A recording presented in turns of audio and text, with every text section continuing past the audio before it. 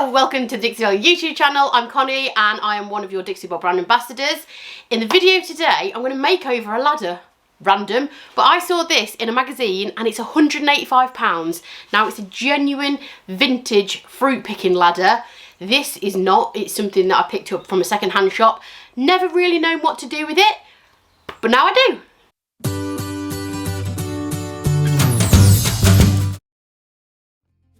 So this is how it started out. It's it's made out of modern wood and it's been painted by myself in the colour umber from the Silk mineral paint line, and it's been left outside for months and months and months, exposed to sun and rain. It's gone a little bit chippy, but I'm going to use that to my advantage. There's also quite a lot of cobwebs on here. Some spiders had made their home on here, so I'm going to vacuum all of those off. I gave it a quick wipe down and then I went straight in with the colour salt water from Silk mineral paint, and I also mixed in a little bit of sea spray texture additive into that so that I'm getting a little bit of texture when I'm applying it. I'm also stippling the paint on the surface with a natural bristle brush. Again, that's going to give me a little bit of texture.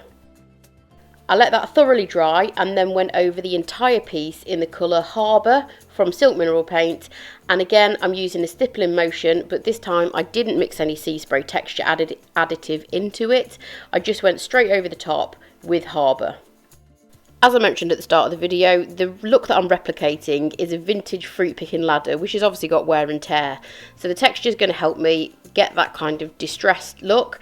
And once the first coat was dry, this is what it looked like. So I've just gone all over the entire piece, covered all the white with that colour Harbour.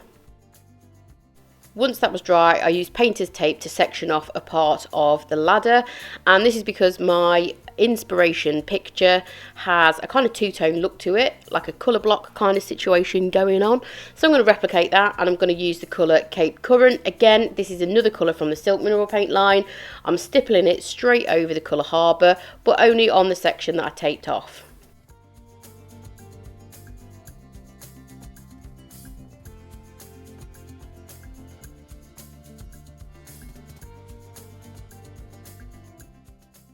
I removed the painter's tape when the paint was still wet because this is going to help you get a nice crisp line, and it prevents the paint being pulled off when you're removing the tape.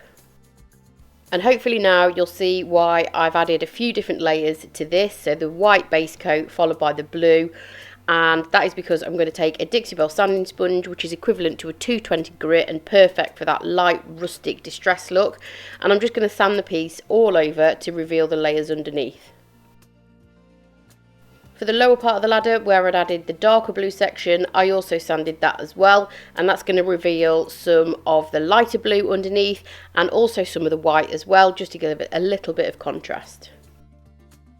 Now this was looking quite crisp and clean even though I distressed it, so I'm adding wax. You know I'm a wax girl, and this wax is going to be perfect for adding that kind of little bit of antique-y look. So I'm using Best Dang wax in brown, and you'll notice that I haven't applied a clear wax first, and that's because Silk mineral paint, which is the paint that I've used for this, has got a built-in top coat, so there's no need to apply clear wax first before you use coloured wax, because of that built-in top coat, and it prevents the paint from sticking and clinging to the pigment. As you can see, I just whacked that all over, and then to remove the excess and just get the brown wax to stick in the texture, I'm spraying on a little bit of easy peasy spray wax and just rubbing the excess off. So all that does is leave the brown wax in the texture and the areas that I want it. Here's a little bit of a close-up of that colour block situation. I love these two colours together, definitely going to use them in the future. And here's the final shot. As always, thank you for watching the video. Hope you enjoyed it. Make sure you are subscribed to the Dixie Belle YouTube channel, and I'll catch you next time. Bye!